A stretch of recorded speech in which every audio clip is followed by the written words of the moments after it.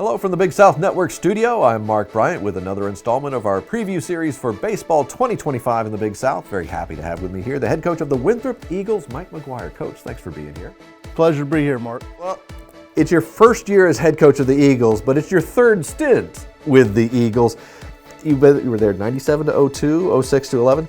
Does this feel like a homecoming of sorts, or is this just brand new all over again for you? I would say a little both. I would say it's more of a homecoming than it is. Certainly there's things that are different, I've had to make adjustments to.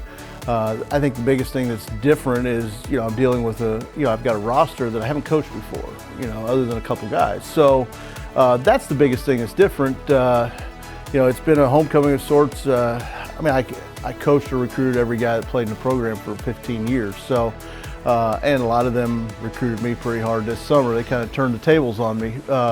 But it's been good to get back and rekindle a lot of those relationships. My wife and I loved living in Rock Hill, and my oldest kids spent the first 5 years of their lives there, scraped their knees at the Winthrop ballpark too many times. So there's a lot of homecoming stuff involved as well. So with a new season, clean slate here, what are your goals and expectations now that you're leading the Winthrop Eagles? Well, short term this year, I want to get to a regional, and I think change the culture of the program. I think those are two things: change the culture, change the expectations, which started immediately in June. But get to a regional, and ultimately get the program back to where it was at one point as one of the top mid-majors in the country, and went to numerous regionals over a stretch and multiple times that large bid. And I think that given the relationships and support that we have there that are going to help us to do some things that hopefully separate us a little bit. Now you're coming over from USC Upstate. Everybody probably is familiar with that, but now are you looking forward to facing the Spartans and Coach Kane Sweeney on the other side, a familiar face that you have to go against this season? I love Kane, and obviously Kane played for me. He worked alongside me. When he played for me, I said, when that guy gets done playing, he's going to be a good coach. And I was fortunate when he was getting out of pro ball.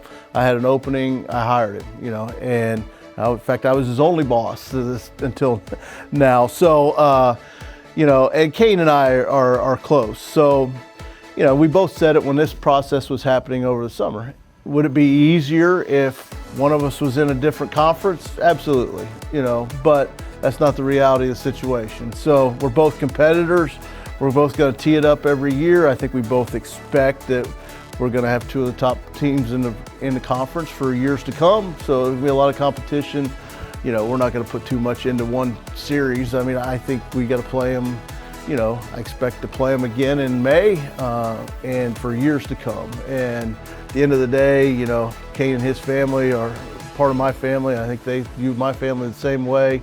Will the competitive juices get going once in a while? Absolutely. Just like they would in the gym playing basketball or racquetball or stuff like that we've done together before as well. You brought all-conference outfielder and 2025 preseason player of the year, Kobe Croft, with you to Rock Hill. What role will he have at Winthrop, and who else are you counting on for leadership of this team? Well, I think, what Kobe brings is a guy that's played for me. And so where a lot of things that are new to everybody else, to a guy like Kobe and Julian Parson, who's with my club as well, they've been around coach after a good win. They've been around coach after a bad loss. So, I think they can kind of keep things in perspective.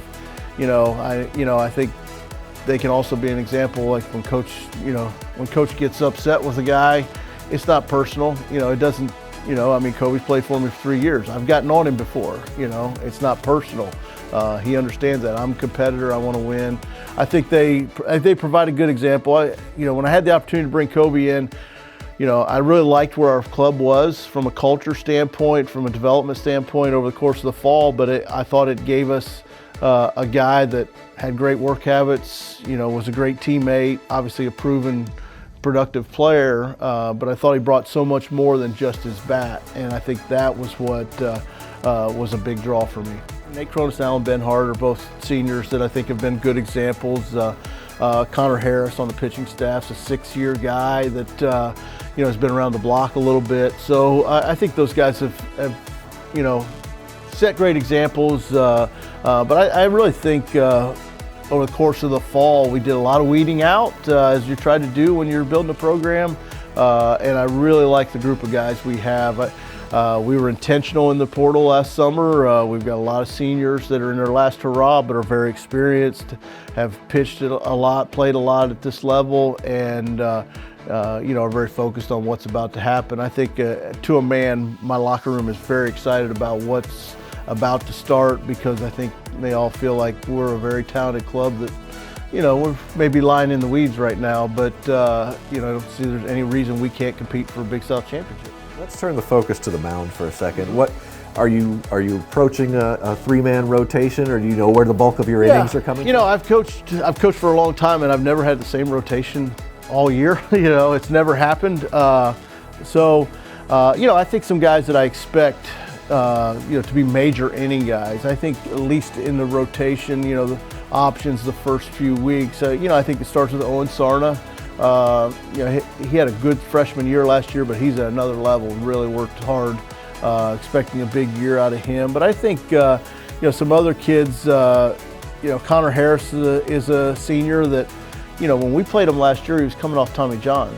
Just second outing post Tommy John. He's a different guy now than he was then. Lance Wade is another guy that threw 21 innings last year because he had a foot injury, that he's healthy. So, then Shane Coip's another kid that was injured for Winthrop last year, that just coming off an injury. So, those 3 guys that are very talented arms that, the numbers didn't tell the whole story last year. And then, Randy Guzman is a transfer from Central Connecticut State that has got a chance to be a really high draft in a year. He's a special arm that I expect him to make a major impact for us. And then, a couple other transfers. Braden Gillies, transfer from Houston Christian, and Quentin Hall's transfer from Eastern Kentucky. That they're both guys that I think are going to be impact guys in whatever role. We'll figure the roles out as we go. Then development of a couple, Walker Broats and a sophomore that didn't see a lot of time last year, but really worked over the summer. I think the work habits and the effort that our guys have had has spoke volumes about them and about them wanting it. And guys came back after Christmas, and everybody's healthy, and so got a lot of guys competing here down the stretch to grab the ball. Everybody knows how tough the week-to-week gauntlet is in Big South play, but what have you got in non-conference play that folks have to look forward to this year? Yeah, that's one of the things I tried to do was shake up. You inherit a schedule and you want to make certain changes to it, and I've always believed in playing a very challenging non-conference schedule. So first thing I did was add a couple things to it, but we're going to Oklahoma State for a series in early March. That's a midweek series.